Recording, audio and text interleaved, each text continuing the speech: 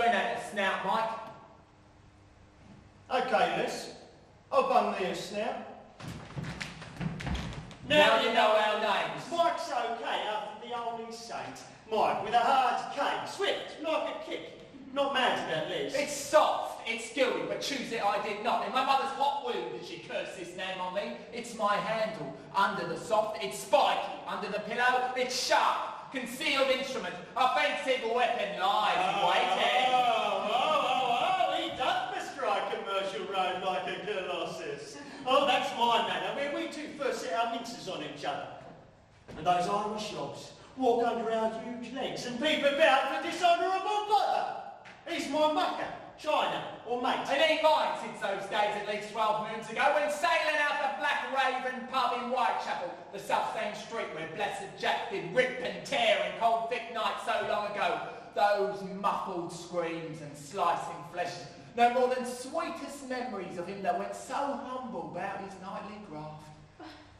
10 hour chance that we swarm, mate, who wants a deadly poison of each other's eyes. I popped the birds. I happen to be fiancé to my darling Silver, legendary knockers, and I doth take it double strong that this short git in suede and rubber, pimples sprouting forth like buttercups on sunny days from off his greasy bone, that he should dare to lay upon her svelte and tidy form, is already jealous.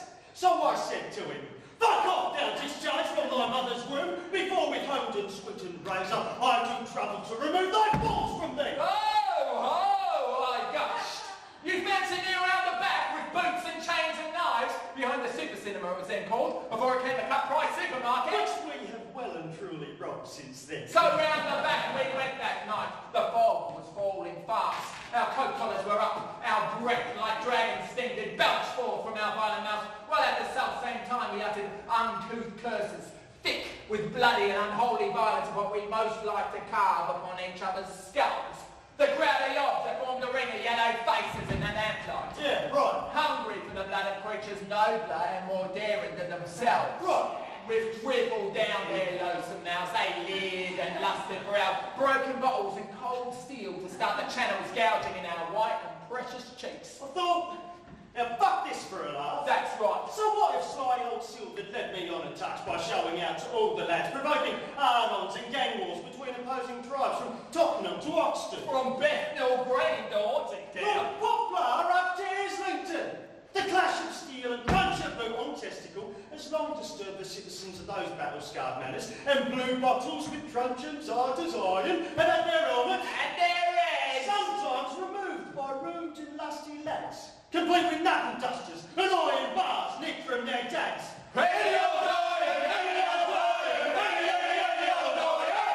An honest and trusty trade upon the streets. We thought, Now, fuck this for a laugh, but we could hardly turn back now with 5 and 50 Chinas egging us on there with shouts out, come on, Les, carve this cock and punch a fucking head in! come on, Les, Carve this cock and punch a fucking head in! Or destroy him, Mike, for fuck's sake, don't just stand there! Destroy him, Mike, for fuck's sake, don't just stand there! Go into the nose and bloody skull from me, you greasy turd! You're on! put the boot in, use your iron, the shrieks of Bullets! dolphins, And fucking hell! hit, shoot it. I'm going to cut with death! Oh, one cried with voice so vehement. Oh, Silver, it was thee, yes, thy gentle voice did sway me finally to deal out pain. Then I wet thy face. I flashed my razor about his face, which danced like fireflies, reflecting in the cold, wet streaks, the little yellow gaslight, till the sheet of red that splat from out his pipes did dull him. Just felt that soft thud, thwack, as knife expects. You know the feel. It's soft and hard at once and gives you collywobbles with thrilldums of pure joy. My pure and angel face. My blessed boat did on that sacred night receive his homage. Red did flow. I knew my cheek was gaping open like a flag, but never mind. To stop the tiger, stop myself from kissing death flush on the lips, I held it with my hand. Held in what I could while trickling through my fingers when my juice was sweet as life. Ah, man, let's Who knew he had so much fucking blood in him? And then I simply said, you cunt. Just that. You cunt. I'll shit down scorpions of pain upon thee. I'll eat you. Get it! My iron bound bang and crack-a-dash, and the phone had to bend and shift a bit. Split off and splinter bits in brain, his brain, splatter. The lad said, "Oi! An asshole! It's fucking hell! Too far now, I'm gone, and really far to get on him! Oh, shit! Shit! Get away, for the law does mark us for accessory! Oh, so off they flew. Left me for dead, and Leslie dying too, in pools of his own bloody choke. The steel a bit too deep. I felt the silence creeping in, and found myself in an old movie, silent like and flickering to its end. What's it all about? Help me! Well, those cunts have left us, shit in pants their own, and while we slosh round in guts, they watch we're nicely freckled by our golden thought. Let's scarper now, we've had our fun, those cunts are done, let's piss off, for the law should strike their boots, all-named it won't, to grab us in their backs and no claws. We picked ourselves and all our bits from off the deck and fell into each other's arms with what the fuck? Flashed the quirky red soap grin at our dark caper thinking what a bloody sight. We can't jump on the 19 bus in our condition looking like when they hang up in Smithfield. Those bloody sides of beef for those of the unversed in the geography of our fair state. So we did crawl and hop, stagger and slide. Hold on, Mike, nearly there. Oh, don't buy indoors, pun, Roger Burke. Whip hard! I only had a pint or two of rosy red in my tired veins myself. The rest I used to paint the town with. Would I have strength enough to get there with my newfound mate with brains from peeping out the top of his brake patch? Running a punk out in the street in old gay East. Untimely and dear lads of youthful folly, our mums and dads would bellow, wine and oily tears at our sad stones. We had those visions come and go. They'd tell sad stories of the deaf of kids who lived, not wisely, but too well. We were in love the time we stumbled into the casualty at Charing Cross and fell into the arms of white-gloved saints who sewed a lifty stitch or 10, no questions asked. And when John Lord did come with Mum to visit us, we pleaded. We were set upon by those vile cunts from Tottenham. Picked on us. The innocent. Cement some deadly view. From bygone days.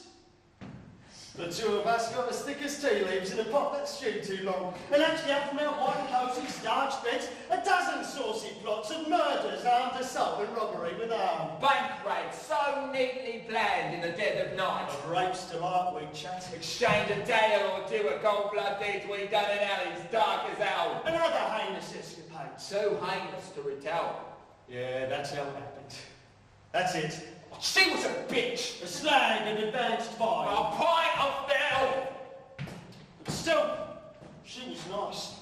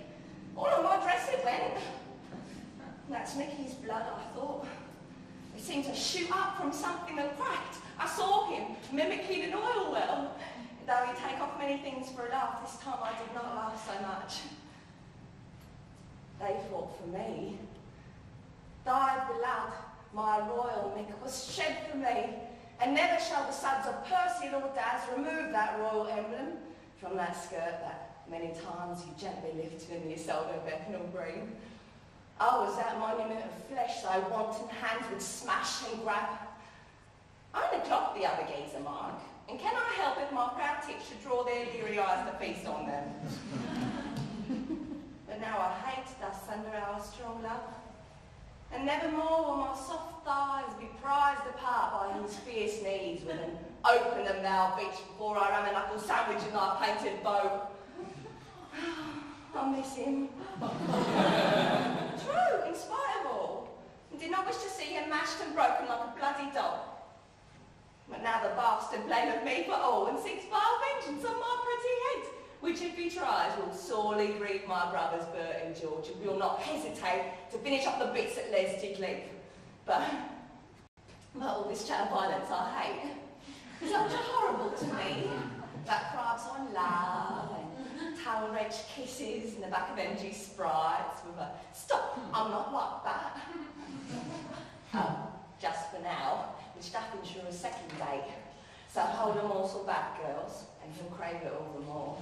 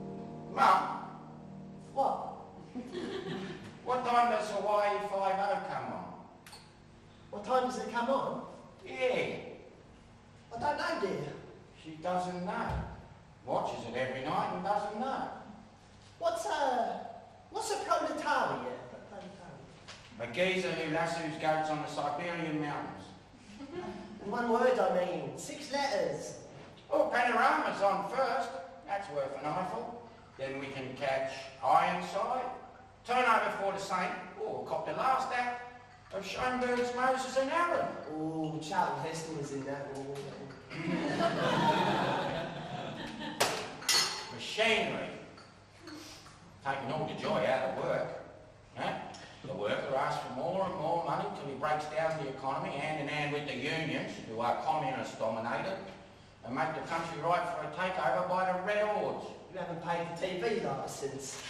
She's a consumer on the market, that's all. Not even a human being, but a consumer, who's analysed for what she buys and likes by some geezer offering her a questionnaire in the supermarket.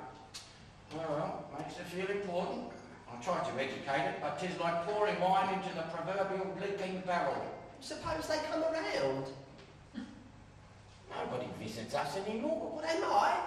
And then you'd have to go to court and it'll be all over the front page of the Hackney Gazette. Well, you don't want to believe all that rubbish about detective bands. That's just to scare you. Make you think they're on your tail.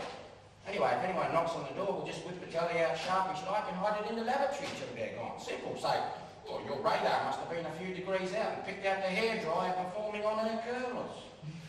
But anyone can knock on the door. You'd have to start running every time someone knocks. When was the last time we had a visitor? Especially since the lift's always broken on account of those little black bastards who've been moving in. And who's going to climb 24 floors to see us, except the geezer after the Christmas money? So if anyone knocks on the door, it can only be one of two things. The law inquiring after young Mike, since they think he just mugged some old lady for her purse, or the TV licence man. In either case, we'll just shove it in the loo. Mike doesn't do things like that. I won't have you uttering such dreadful libels about him. My son takes after me. I won't find him taking after you. He's kind to old ladies. He helps them across the road on windy days. It was only a subtle jest thou had. Thou lump of foul deformity. Timely ripped from thy mother's womb. Can't you take a bleeding dash of humour? I say flagrantly waste on you, eh? What, bleeding then, eh? Because thank God he's not a poofter at least already so soon, eh? Where would you put your face then? Because if he did take after me, the country would rise to its feet, give itself an almighty shake, and rid itself of all the fleas that are sucking it dry. And he could have. Ozzy. Who? Ozzy Mosley. Well, he had the right ideas. Put them in the uniforms, into the brown shirts. Gave people an identity. Oh, those meetings, they were a sight. Oh, damn flags. And then they knew what to do. You take the law into your own hands when you know it makes sense. That beautiful summer. 38, was it? When we marched, 6 abreast to Whitechapel. Ah, beautiful work. Healthy young British men and women. Few wooden clubs, just in case they got stroppy down there. Just the thoughts of people letting the nation know that they weren't stomaching any more of us. Drums! Banging! Out of rhythm in the front, Aussie marching at our head. We get to Aldgate. If you didn't know it was Aldgate, you could smell it. And there are us few loyal English telling the world that England is for us. And these long-nosed gits, these evil-smelling, greasy kikes, had barricaded up. Well, you couldn't even march through England's green and pleasant, the land where Jesus set his foot. For they had requisitioned Aldgate and Commercial Road. And our lads, what they do, will not turn back, not be a snivelly little turncoat, but we let them have it. And they soon scattered back into their little tailors' shops, stinking of fried fish and dead foreskins, and with a bare fist and a few lumps of wood, we broke a skull or two that day. But Hebrew gold had corrupted our fair law, and we were outnumbered. And what could we do? The oppressed, still living there under the semi-claw, sweating their balls off in those stinking sweatshops, could only shout, "Come on, lads!" But they had no stomach for it, no strength. But it was for them that we had to get through. But the Christian soldiers could not get through this time, not then. And what happened? I'll tell you what happened. By not getting down Commercial Street, and by not getting down Whitechapel, Harley Street, Commercial Road, Cable Street, Lehman Street, we opened the floodgates for the rest to pour in. Pandora's bleeding fucking box open, and the rest of the horrors poured in. And that's what happened, mate. What time is it? 8 o'clock. Fuck! We missed crossroads.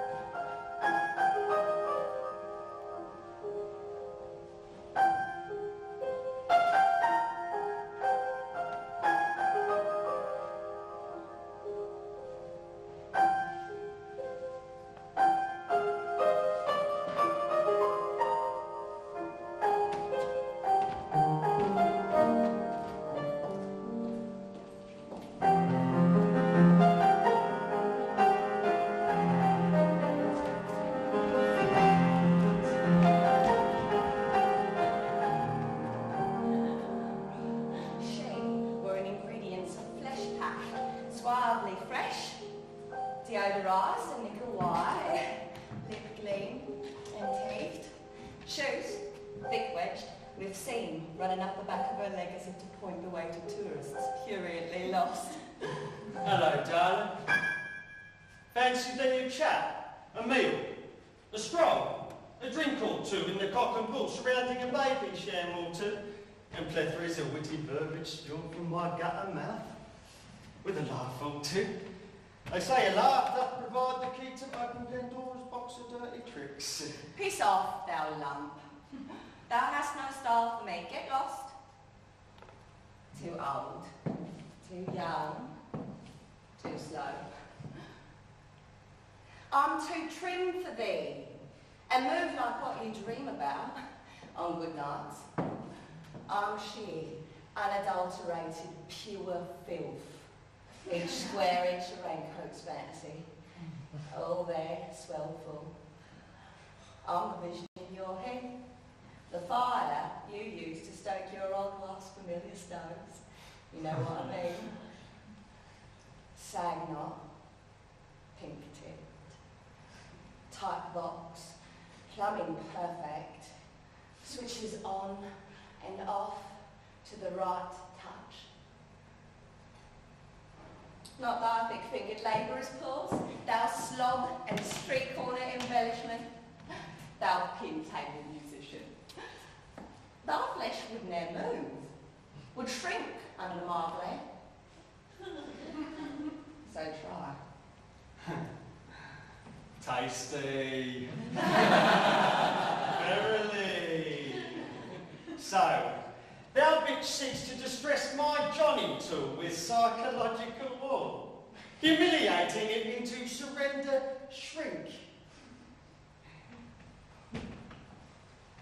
I'll descend on thee like a moon crow, thou planet of delights fleshing. Advance my antennae, vibrating back to the lust computerising cells, the sanguine goodies that do lie unmined. I'll chart thy surfaces till thou criest from within thy depths subterranean and murky and fetid swamps. Mike! Oh, Mike! Fluting gurgled falsettos from thy lips of coal.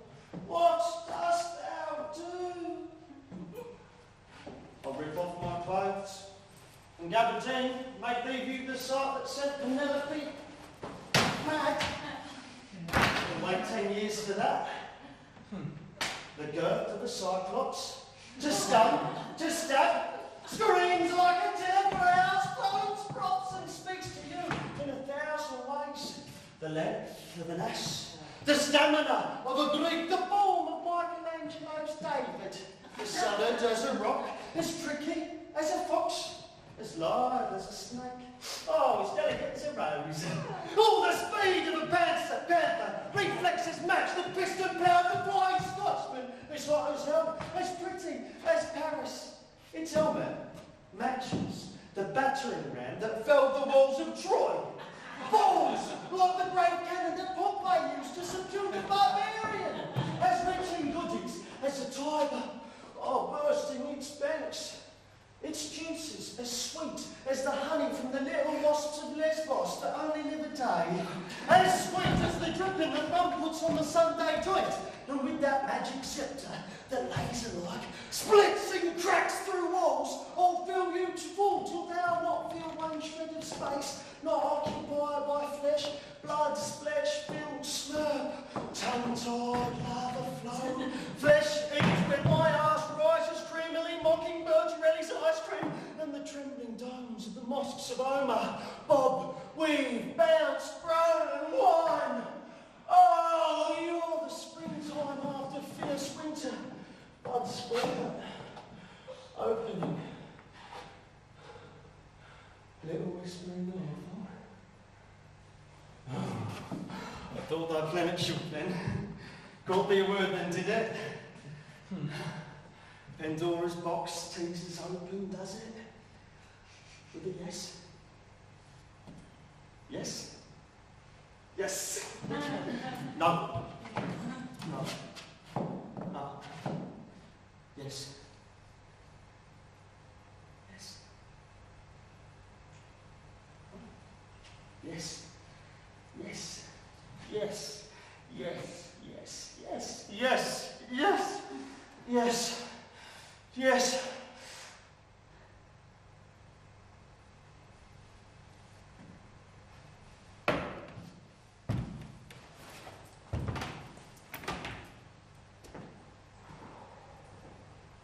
I, for once, would like to be a fella, unwholesome both in deed and word, and lounge round with one leg cocked up and car keys tinkling on my pinky, give a kick at talent strolling, and impale them with an impertinent and fixed stare, handing me my straus and teeth grinding, and that super unworrisome flesh that toys between your thighs, that we must genuflect and kneel to, that we are beaten across the skull with.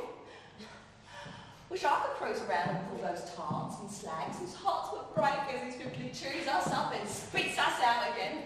The almighty boot! Nay, not fair those pricks get all the fun with their big raucous voices and 1 dozen weekly fucks. Cave mouths, shout, burp and Guinness soaked. If I dare do that, what an old scrubber slaghead utter their fast and vicious lips. So I'd like to be a fella, strolling down the front with the lads and making minute and limited wars with knife-worn splatter and invective splurge, and not have the emblem of his scummy lust to pursue out with hectic scrub. Just my jolly tool to keep from harm and out of mischief. My snarling beastie to water and feed from time to rot in time, to dip my wick into any old dark and hot with no conscience or love grow. Doth he possess the plague and gangrene and bliss to donate to me and not give a shit? I'm snarled beneath his bristly glass-edged jaw, beneath a moving sack of leer and hard, and be a waste bin for his excessives and embellishments. And no, not tonight, my friend. A dangerous time is here, in case your tadpoles start a forest fire in my oven. Or just a bun. You won't, will you? You will be careful? Yes. You won't? Not inside. No, not tonight. Doth thou not love me then? He quests. Nor feel my intense pain? Then see me not again, for you must sacrifice thy altar of lust pink and pornography to my tempered sun and purple swollen flesh. Oh, Mickey, wait till tomorrow. Tomorrow, I may be dead, in chancing dirge of minor king. By then, my softly flesh may lie in shreds, and curling on the streets a victim of nuclear aggro from the powers that deal out death in wholesale scale and liquidize your little neat tar. And what was once a silken mass of moving ecstasy programmed by filthy, raunchy lust lay now a charred and bitter heap. Who can put it back again? Those swivel hips, ball-bearing joints, flicker spine and tongue like a praying mantis. So listen, he adds, dunk head and splatter paw. Seize the time before time doth seize thee, you of the intricate wrist and juice imbiber from the holy north and south. Give me all now, or it may with my balls explode. Such things are known when passion's smarting angels are defied, and I may die in loathsome sickness here upon this plastic form I could define. Mum and Dad, meanwhile, in deathly lock of wrath from heavy bingo economic loss. So wrench open, deflower, unpeel, unzip, pull off. Tear around me, tight stuck. Get your shoes off. Ow. Knickers.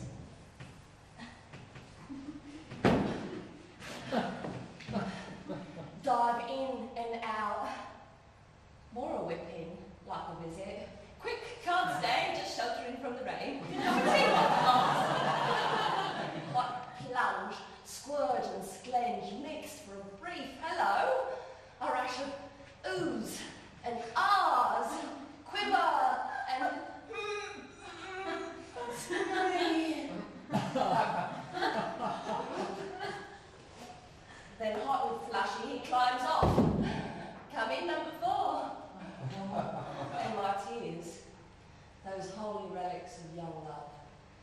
tracing mortal paths to Elysium down my cheeks. While they, with fag, choke and smoke, tooth green, zip up.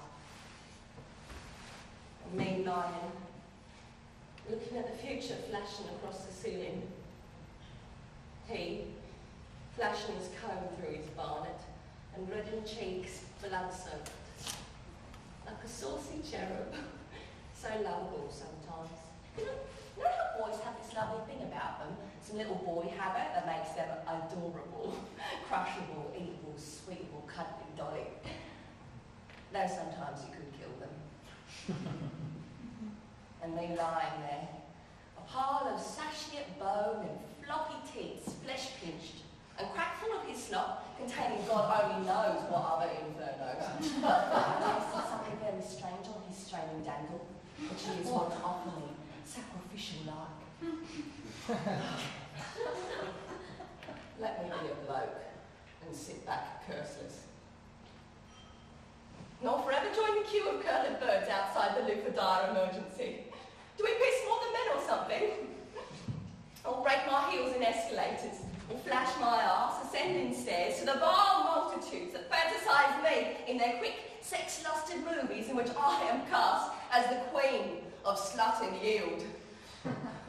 Let me be a bloke, and wear trousers stuffed, have pectorals instead of boobs, abdominal and latissimus dorsi, a web of knotted muscular armature to whip my anchored fist into the flesh pain of mouthy geezers who dare to cast on me their leery, cautious mincers. Stab them with fear and have a dozen flesh hot weekly. Eat well, mum fuss, breakfast shoved, who's been a naughty boy, man? To this pasty wreck of skin and bone, striving work through riotous folly, bloodlet assault and all-night bang, gasping in his bed. And our lad's a lad, and so is wild Ben, has he? And did you cut yourself a slice? While it's, get yourself to the office, Sylvie, you'll be late. And the sack in his bed is parloring for another cup of Rosie. He's lying in bed, whilst I'm in the underground getting goosed in the rush hour between Mile End and Tottenham Court Road by some creepy arsehole with dandruff, a wife, 3 accidental kids, and who's probably in the accounts department. Which perverts come from there? Miss Smith, would you please take this to the accounts department?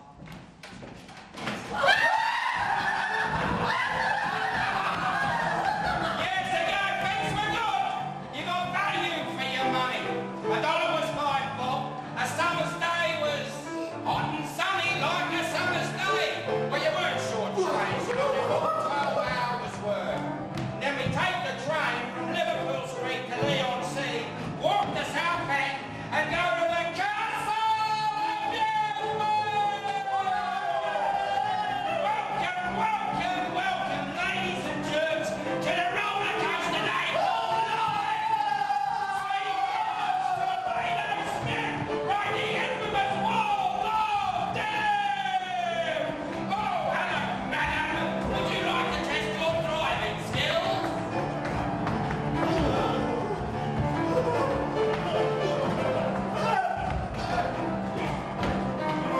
I saw this. Let's go to the carousel.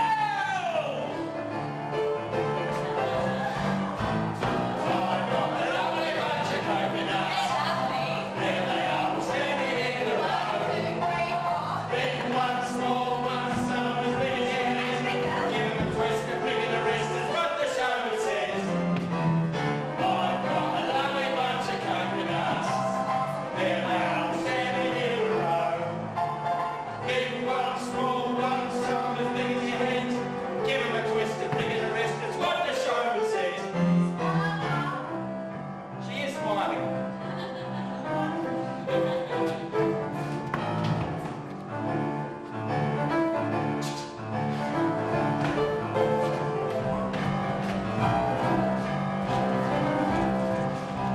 Come on, man.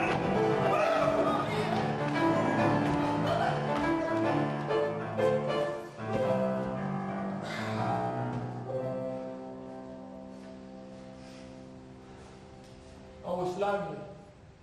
You know what I mean? Just lonesome, basically, I think. Like, is one born that way? I always felt loneliness if it was something like a habit or the colour of your hair. It's like even a bit of clobbering now and then, the taste of pain and blood. It's like an act of love to me. So when two nifty lads went round the back to bundle, it could be like your bird that you pulled round for stand-up charvers. And sometimes you would pull, because you're lonely, basically, anything that came along. So she looked at me across the road and gave it a bit of chat. Just some bird of tender years, or jailbait, if you like. Maybe 14 or 15. I said, meet me after work, and she said, okay, why not? With a tiny giggle and freckles leaping all over the place. And I was working in this dump, impersonating Frankenstein, a place where you stood round pretending to be busy. One of those stores where you tried to con people into buying what they didn't want. A grimy little menswear shop. Not a geary boutique, but full of rotten little grotty striped ties with collared studs. Oh, don't forget to dust the cufflinks, Les! Straighten out the ties, Les! Where you stood round dying and acquiring bad breath. Popeye for a pathetic wet customer to bleed. Horrible beige pullovers bought by the wives of Irish navvies who come back to change it half a dozen times because we always bunged whatever size we had in stock. Don't take a swap, Les! Get their gout, they can always change it! Incredibly crummy blazers hanging in a rack like dead fish on parade. Shirts with drab little collars with a million pins in two-tone checks and hanging in clerks will buy with shit-coloured ties to go with them, and maybe a cardigan in maroon. This month's colour. The wives trotting round the mirror, anxious for their 50 bob. The manager's loathsome mask he wears for a face. Creases like Fu Manchu. A nice time to go with him, sir. How will you fix my shirts, okay? His eyes look like two gobs of phlegm. He sits in the back room where they get those fucking horrible Wi-Fi pants and make you look like a rupture case. He'd sit there, so breezy you could fry him in that dirty little back room he'd be watching, having his crummy little tea break. Here, Les, go get us a cake, will you, son? The chocolate eclair or something.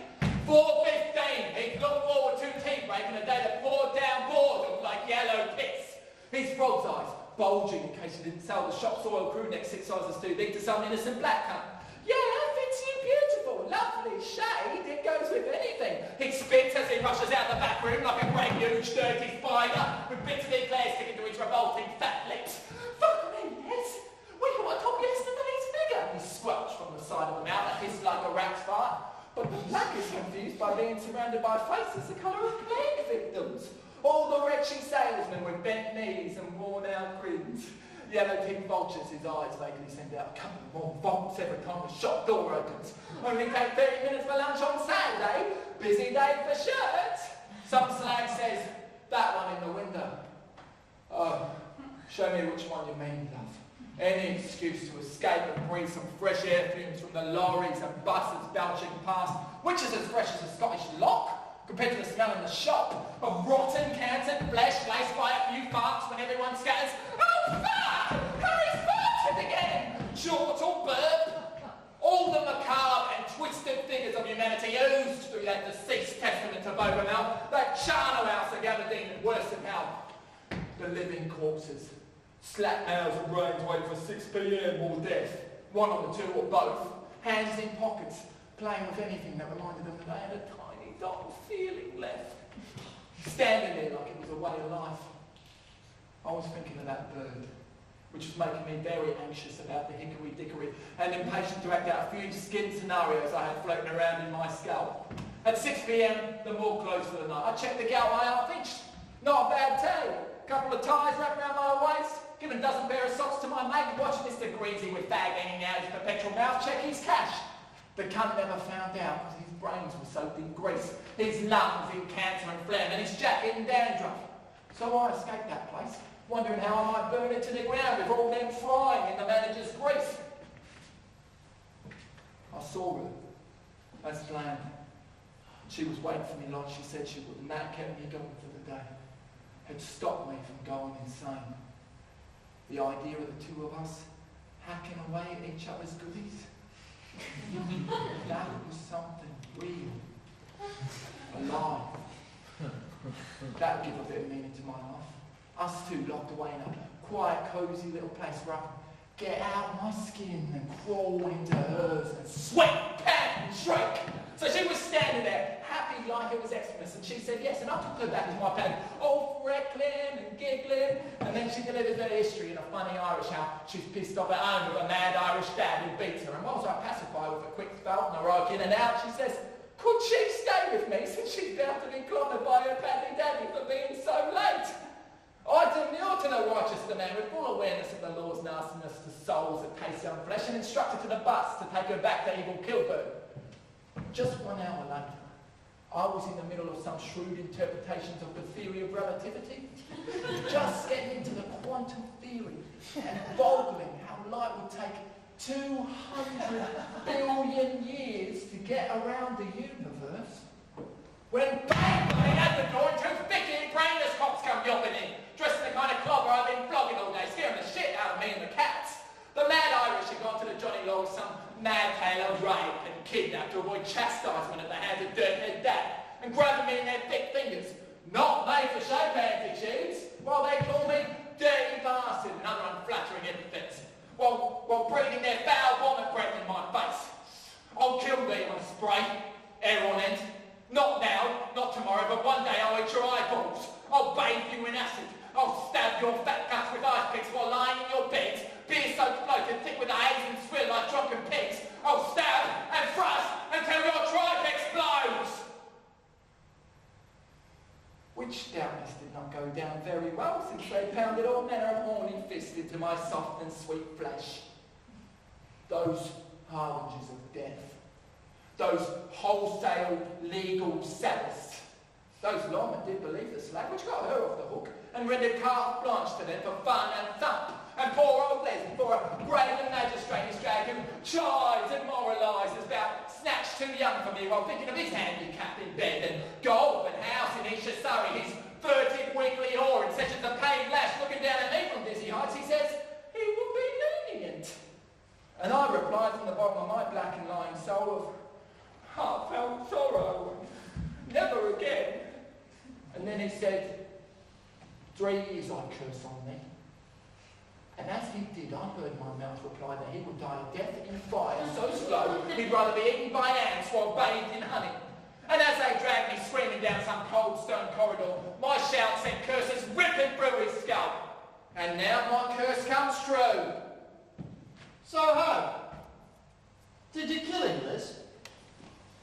I doubt if I should let on now, lest hungry ears attend. You do not know his flappy lugs may bring about a fate too horrible for birds upon my lovely head. But content yourself, I did. There's no one here but us and our reverent designs. I think I hear the beating of 100 hearts. No one but us, and our imaginations as stale as bulk and stivy. What are those sighs and murmurs, soft groans? Oh, well, the punters who paid for a seat to witness thy foul and cruel beauty, that will haunt them in their dreams. What, do you mean we're in a play? Yeah, something of the kind. I am not, even if you may be. Well, you mean to say that... Exactly, you sussed it true. I am no player who struts and breaks his arm on the stage and then is heard no more. You guessed right. I am that merry wanderer of the night. You've made a time slip into the wrong play. I'm stuck in a time-space trajectory. Can you see me? I can only just see you. Yes, but you're fading fast. What's happening? Think you've hooked onto an old radio wave from C56. Your own waves are sacrificing themselves to its forces until your antimatter coalesces. Oh, fuck! What can I do? Nothing. Just go with it. I'll tell you none until. All right, I'll see you around sometime. I've lost you now. Can you hear me? Okay, just see ya.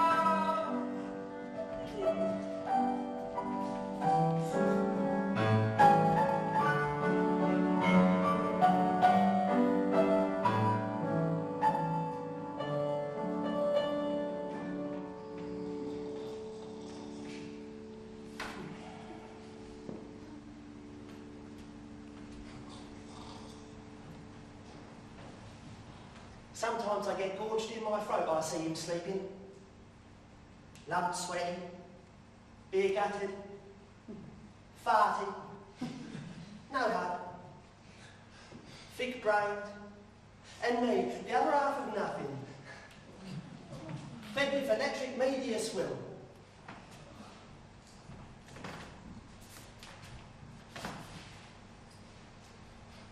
Consumer me, Hawaii 5-0, Z-Cars, Coronation Street, Beat the Clock, University Challenge, Sunday night at the London Palladium, on the buses, play of the month, play of the week, watch with mother, tea, fags, light bit of ha-ha, no, go. Eyes down, clickety-click. What the papers say? Oh, Ridge Varney, the Golden Shop, love letters, tits, green shield stamps. Oh, hello, darling. How are you? Turn over sharp and let me sleep. Fart belts the music of the stairs. Got a clean shirt? Who's running at Epsom? 500 more troops being flown in tonight. Ah, the pilling's safe. Abortions rise. I would like to practice today. Tippett Sonata No. 3. 6 hours of it. I must be ready for my BBC recital on Wednesday. Then I may pair it with Mozart's Concerto in C. Oh, Terry Riley, mind you, needs dexterous finger work. I'll leave that for now and pick up my percolator from the Green Shield shop. Wall's pork sausages for supper and Fray Bento's peas. McDougal's flour for a smooth pastry. Do I smell? Does my mouth taste like an ashtray?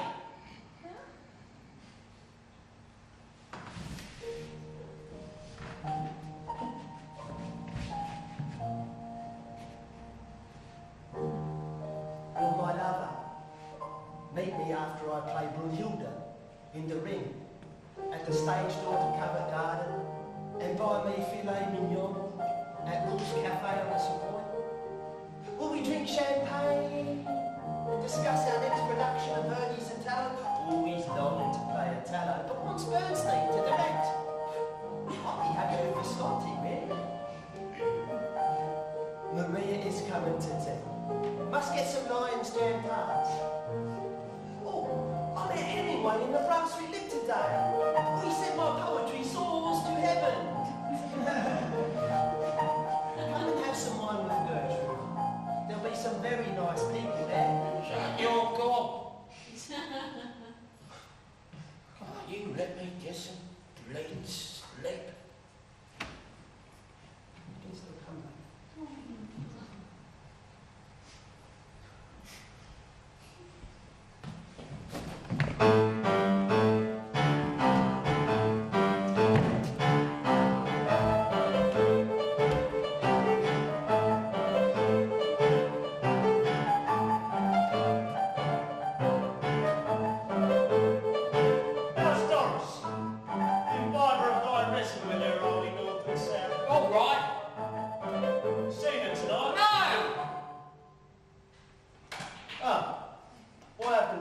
Loaded off her box to others' greedy paws. Almighty slag. I told her to get to a nunnery. In other words, piss off. Yeah, I thought you were a bit touchy. I was on the bus today. I jumped on the 38 going towards Balls Pond Road. You know, the one that goes to Leighton. I mounted it over. Just been to the British Museum to look at the Elgin marbles, which were double fare, but too big to half each. And I was standing, since there were no seats in the recess where the Clippy normally stands. You know, when it's quiet, she stands there chatting and making thin jokes to the seats that face each other, having a quiet fire as the bus makes its last journey down Piccadilly, up Shaftesbury Avenue, you know, past Jesus Christ, up Charing Cross, past that cinema showing I Was a Go-Go dancer in a Saigon brothel, spins round the Centre Point Synagogue and skates down Auburn, up Mount Pleasant where the spaved post office workers are skiving in the betting shops, past the Angel where Joe Lyons used to be, where once Mum supped famous cups of rosy amidst merry palms. Now it's boarded up. Down Essex Road, past Collins Music Hall, now a rotten woodyard. Past Alfredo's Cafe, you know, where one gets great toasted liver sandwiches. Streets past the ABC, now a shitty bingo hall. To the end of Essex Road, now a cafe full of shish kebab. Oh, a veritable tour of our golden little city. Shall I continue? Pray do. Anyway, I jumped on an old bird and stood in the recess where the cliffy stands when I saw the most awful cracker. Right, darling. I stood there, clocking it, wanting her to get the message. Dull, set, filth. She was blonde with medium-length hair, dyed straw, but soft and straight, and her legs phenomenal. She had this short skirt on and it had tucked gently between her legs in case she flashed her magic snare to some snatch bandit like me. And faces jumped on and off, never quite hiding my angel from me, but those legs with well-carved calves poured into some very high, thick wedge shoes. She was a dame. I could have breakfasted out of her knickers, so sweetly pure. I could have drunk the golden nectar from that fountain. I could have loved her. What? Wrapped her legs round my throat, her bright ass trembling in my hands. Divine she was, and wore dark glasses, but not so dark I couldn't see her. She occasionally gave me the finest splint. She occasionally clocked me, dialing her like an ogre with her eyes on, ready to leap across the bus and say, "Darling, climb aboard this." She was almost too perfect. I stood all the way, unable to leave, like the sentinel at the post, and my love was there. And I fought, Mike. I fought with Doris, and I fought with all the fat scrubbers I get with soggy tits. I fought with all those dirty scrubbers, and now, just once in my life, I'd like to walk down the street with that. Why don't we chat up classy snatch? Why is it we pull flags? We pull what we think we are, Mike. It tumbled then. It dropped the dirty penny that we get what we are, what we think we are. So when we have a right merry laugh with some unsavoury bunk up or gangbang behind the Asolgo, we're doing it to ourselves. We're giving ourselves what we deserve. It came to me then. Here it was. The most delectable snatch in the world. Real, with those incredible pins, and clean. And then she stirred, ever so little, but she knew I was lapping it up. She was going, but maybe my wires got through to her and she thought, why not give that geezer? He's not a bad-looking bloke. A flash. And as she uncrossed her divine thighs, I swiveled my sockets up there and some creep moved right in front of her, but I just caught the slightest glimpse. The clouds passed over the sun, but it reappeared again. She stood up on the platform waiting to leap off at Farringdon Road with that thin skirt on. A thin, black cotton skirt. God, she must have known her son Paul through that skirt! No slip, just her amazing fucking form up to the arse like she was naked. Standing there waiting for the bus at Southern Mount Pleasant where she jumped off, and I wanted to jump off, Mike. I wanted to get off the bus and run after her, but what could I say? She strode down the street strong on those delirious pegs with those nasty post office workers leering her beautiful. You want to get yourself a motorbike. I'm a Harley Davidson with AKs. Or maybe I'm a chopper made to measure to fit me. A built-in Triumph 5000cc. A Yamaha Suzuki 1500cc. Yeah, but who wouldn't mind a Vincent HRD 10,000cc With apes! No, not on your Vincent HRD. It's too classy. Not on that's sacrilege.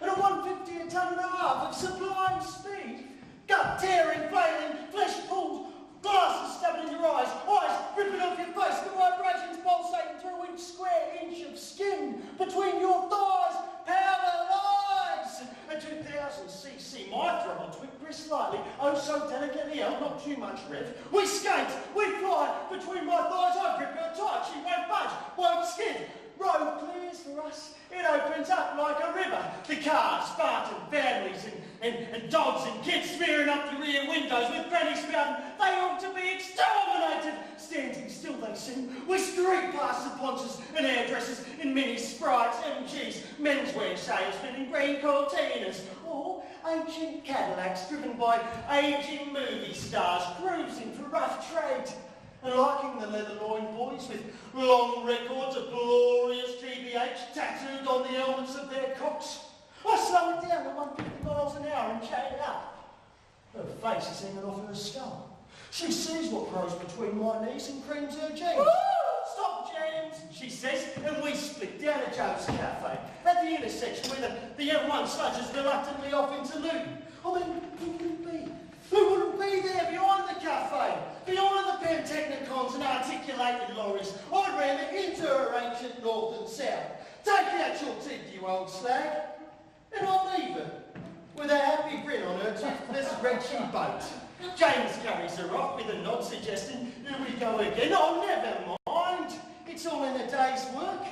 I'll start my beauty once more, nice and gently. Oh, I feel it coming alive now. Warming, buzzing down there. She's loving it. She's randy now. Now kick the starter in the jacksie, smash the brook down. She rises like it had teeth, like it was hungry, like it knew where to go. And she sings to me. She sings to me. Everything's checked. Everything's beautiful and checked. Head lab, Check. tail lab, Check. pilot valve, Check. carburetor, Check. oxygen, Right. position, Right. load chamber, Right. picture, Check. button, Yeah. leader, I am a Harley Davidson. I am a Harley Davidson. I am a Vintage HRD. I am a Vintage HRD. I fight like a king. I kill like a sting.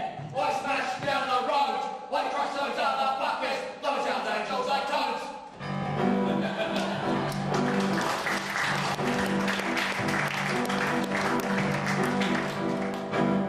Underneath the arches, we dream our dreams away. Underneath the arches, from cobblestones to light. Every night you walk, calling out and war. Happy when the daylight comes twinkling, heralding dusk. Sleep when it's waning, sleep when it's fine. Trains and fire.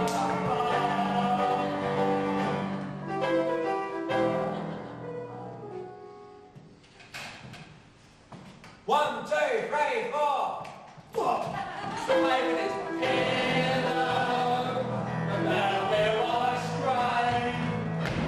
Underneath the arches, I dream my dreams away. So years ago, things were good. You got value for your money. Dollar was 5 bob.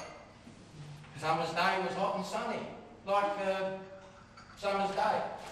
You weren't short-changed. You got your full 12 hours worth. And then we take the train from Liverpool Street to Leon Street, walk to Southend, and then go to the Kersal Amusements. Ah, it was fun then. Then on Sundays we'd get cockles and whelps from Tubby Isaac's on the corner of Goulston Street, eat them outside, and then walk down Wentworth Street to the station past the warehouses. Got the sandwiches, Mum? Yeah, all packed. Bottle of Tizer. Your Mike only 5 then before he saw the inside of a detention centre or Borstal. That was his bad environment, that was. All them dirty, rough-necked Irish bog diggers whose kids set him up to snatch handbags never got it from me. Never mind. Then we'll jump on the train, Mum and Ethel and her sister, or she'd go past Gaskell, what a love. Who's Ethel? You know, big fat Ethel, covered in warts. Oh. No disrespect, but she looked like a tree trunk coming down the road. She suffered from tree trunk legs. Elephantiasis is the correct medical term. I looked it up. Yeah, young Mike was a terror even then, unscrewing the light bulbs and chucking them out the window. Oh, I did that. Yeah, of course you did, all the way down the south end. Bop! Bop! No, Of course you did. You used to stand on my shoulders. 5 years old you was. I still got the bill in the sideboard from the eastern region. We'd go up to the station and go, 5 please, and they go, piss off out of there, no more light bulbs. They banned us in the end.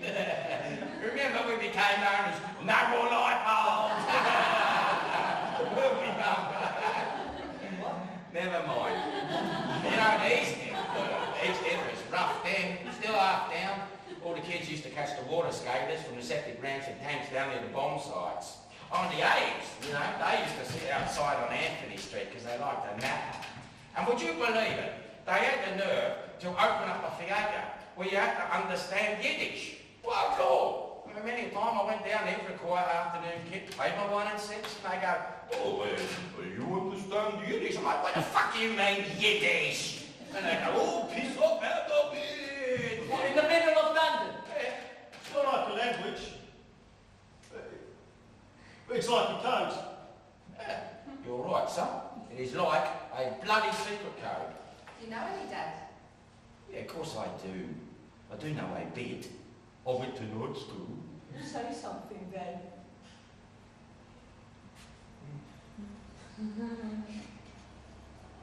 All right, then. Just turn the cops down a bit. My life! That's Yiddish. That is 4,000 years old, that phrase. Sounds English to me. Oh, I say it's not bloody English. It's 4,000 years old. That is straight from the heart of the Yiddish land. I mean, that has been thought as the bloody Arabs for years, that phrase. And you're walking down Jerusalem High Street going, oh, my Lord, and got a bloody clue. They think it means something else. They think it means boom, boom, boom, like the tanks are coming or something. Of course it doesn't. What's it mean? What's it mean? Yeah. Oh, well, my life actually means... my life. What's bloody secret about that? Oh, I'm glad you asked that. You think that because it's a foreign language, it's a foreign code. But it's not. That's the whole point. Don't you get it, you dumb schmuck? Anyway, hot Sunday morning, music playing, Liverpool Street Station. They still do that, do they? Oh, yes. We'll be again. Don't know where, but I know we'll be again some sunny day. Berlin, magnificent woman. 96, you know? No! Yeah, I went to school with her. You went to school with her? I was at school with her in the same class. We were very close friends. But you ain't 96. Of course I'm not 96, you stupid bonehead. Well, then how could you be in the same class? She was a very slow learner. Didn't start school until 43 or so. Encountered disease. Very backward. Just used to sing all the time. Yeah. What are you doing sending her up anyway? She's done more for this bloody country than you have. She has served in 4 bloody world wars. At the bloody front. Serving. What would you know about it, you bloody raging, suffering faggot? Oh, I don't know what you mean. She was honoured by our great and glorious Queen. She went down to Buck House just last week in our great and glorious Jubilee year. 96 years of age, knelt before the Queen. Not just boring old bleeding Vera for Becknell Green no more, is she? What's she now? Sir Vera. I got you with that one. Well, it's true. Anyway, Sunday morning, Vera singing Liverpool Street Station. We go out past Hackney and then they make the turn up toward the coast. Oh, what a laugh we had, no candy floss. Take the train out to the end of the pier, singing. I'm forever blowing bubbles, pretty bubbles in the air. They fly so high, till we reach the sky. Then like my dreams, they fade and die. All sung to the rhythm of the train. Listen to that! Fortune's always hiding. I look everywhere. I'm forever blowing bubbles, pretty bubbles in the air. Good wholesome stuff, you know? Didn't know what the pox was in those days. Didn't exist except on the blacks. Nobody went near them. A Few scabby Chinese off the boats on the West India Dock Road. Pack of woodbines was a shilling, and pint was 10p halfpenny. 9p. Huh? The Oracle has spoken. What did she say? 9p. 9p. 9p? Oh, she's right. She is right. I tell a lie, it was 9p. You know, Doris, she was all right back in the day, before she fell apart with all that grease. Yeah, makes you sick. Don't you wonder why it is that women become such old cart horses after they marry? I mean, after young Mike came, her tits dropped so low you could see them dangling below to him and wear miniskirt, which she never should have worn. I'm mini at 50, I ask you. Now, all she's got in her box is a space. Just climb in there for a quiet snooze, just like the other night.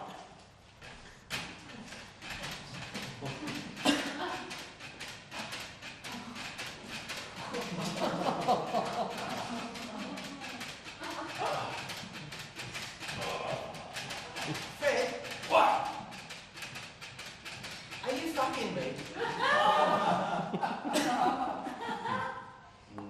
No. Yes, you are. I can hear you. He's a dirty bastard at his age. If he comes home, pissed out of his head, he calls me his dog.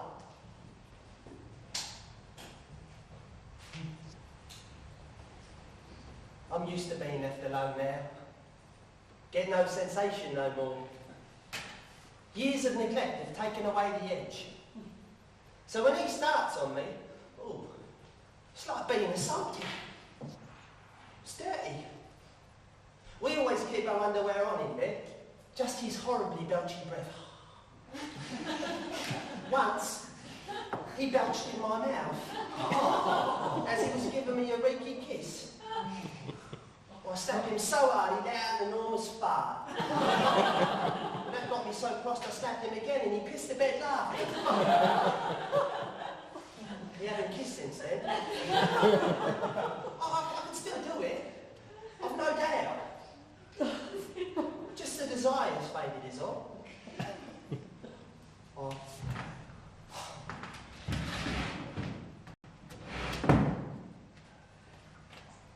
I almost did once. Have an affair. A short one. I was at a popular cinema just past the Tropsy off Commercial Road. It's been condemned now, I think. I was watching Anne and Eagle in that beautiful film Spring in Park Lane. When some geezer started fiddling with me skirt. And then he touched my suspenders. Well, I was about to speak my mouthpiece when I thought, ooh, shut up, Doris. Behave like a bloke. Dirty like. So I did. His hand was very slowly lifting up my skirt. So slowly like he was afraid at any second he might feel an axe come down on it. Go on, boy, I thought. And fuck me, he was just a kid. Just a sweet and innocent kid of 16 or 17. You know, he couldn't see me in the dark. Oh, I didn't like to look. Shy like. And then he took my hand, rather boldly I thought, and placed it on his chopper. Oh, cheeky. And he had a beautiful, hot, silky one, already primed and juicy. Oh, I was getting ever so flushy, and every time the usherette walked past would freeze like two statues. I kept pumping away, and he was fiddling with my cami knickers, that is, and then it shot out all over the back of the next seat. Whoosh! What's that?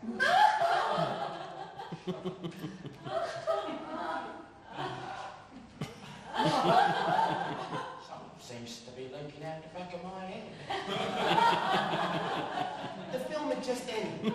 Anne and Eagle was making up with Michael Wilding and he was wiping the spunk off the back of the next seat. Oh, not Michael Wilding, this boy next to me. When the lights did come on, oh dear, I did turn queer when I saw. Oh, our Mike. dirty bugger. Takes just after his dad. Oh, I popped him out when he got home.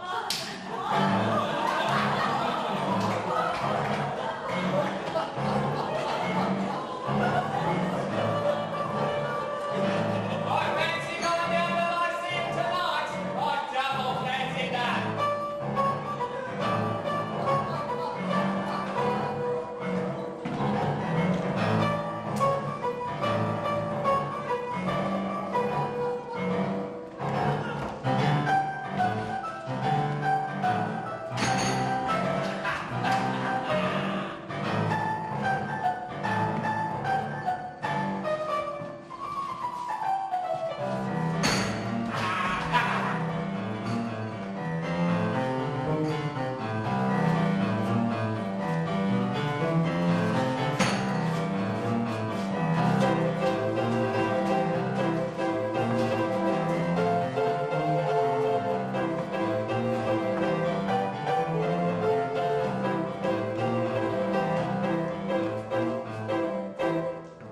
Being as it's Sunday, we'll have Mr. Ted Heath, the famous band leader.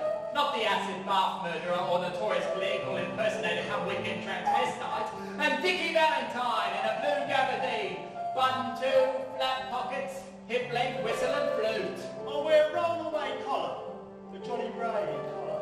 One that sails out from your neck and a skinny tie, a Slim Jim. French cuff on a trouser with a 15-inch bottom. What about the handsome Donegal tweed with BB lapels? But one patch pocket, drop loop, cross pocket on the trousers, satin line, 18-inch slip up the arse on the jacket, skirted waist. What, that one? Yeah, it's beautiful. Fingertip length down the collar, plenty of pad in the chest. Hey, come on, Maury! I said more padding! Of course, when we were geary, we pulled. Not all slags, neither. But you need wheels. No point pulling without wheels, or you end up taking some scrubber down Edmonton and having to walk all the way back to Commercial Road at 3 in the morning, with as often as not, nothing to show for it except a J. Arthur, reluctantly given at the point of a 7-inch honed and sharp shiv menacing her jugular. When we got our wheels, we pulled handsomely a much better quality of cunt. There was not much good quality cunt about then, and most of it was from Billingsgate.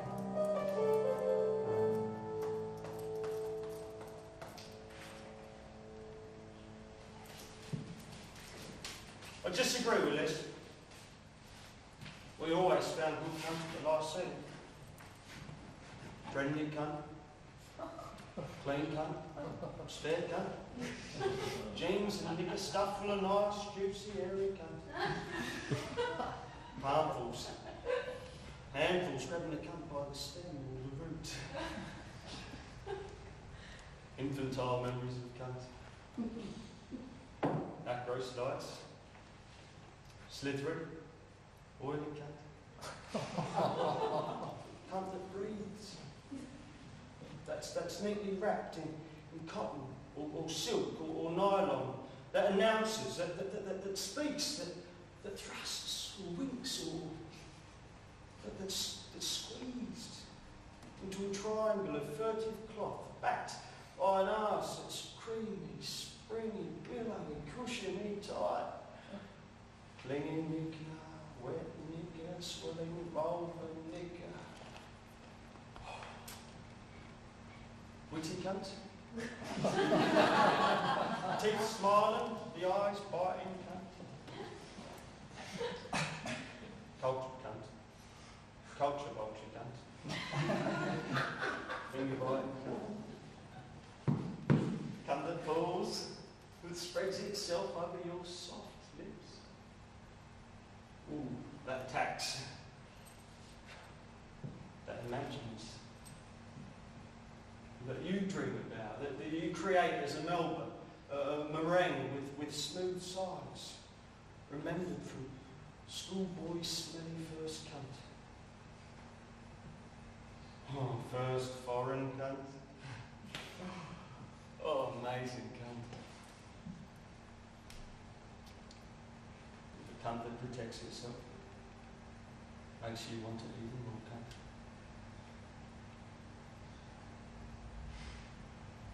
Cunt that smells of the air, bakeries, of apples, of figs,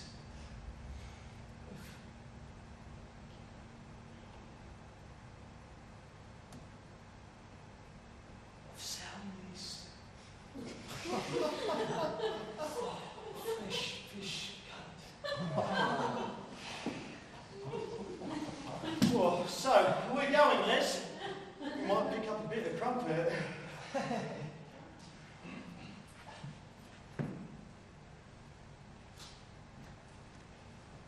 Daisy, Daisy, give me your answer, do.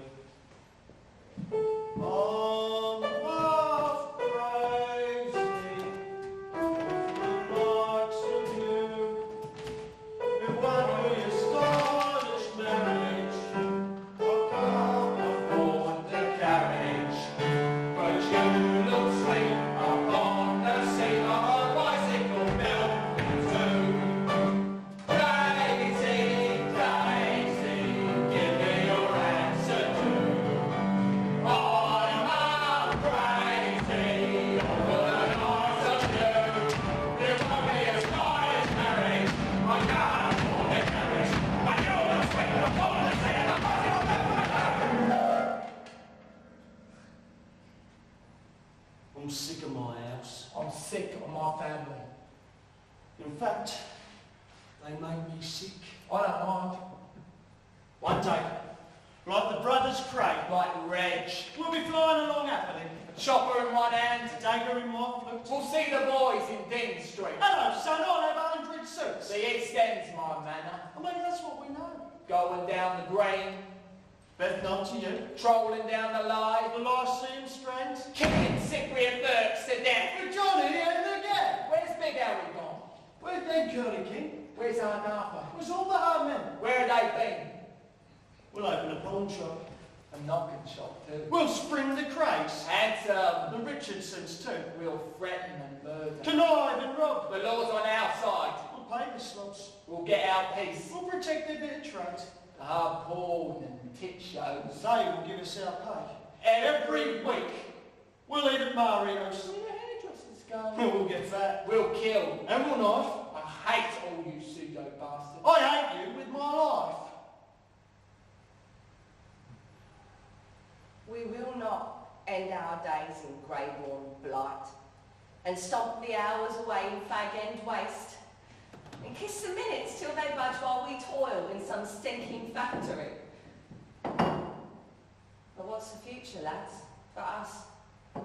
Where were the stars when we were born that ordained that our birth and death should be stamped out like jelly babies in a jar, to be sucked out and chewed, then spat out at the end to croak away before a flickering light, and fill in forms in dull hues, and stand behind the sacks of skin that are called men and women, translated into numbers and crushed in endless piles.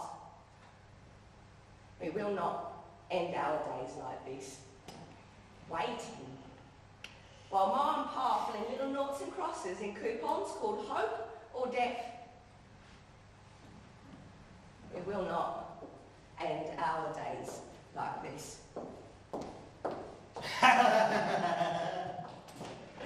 Bung us a snout, Les. Okay, Mike. I'll donate to the snout. Now you know her name.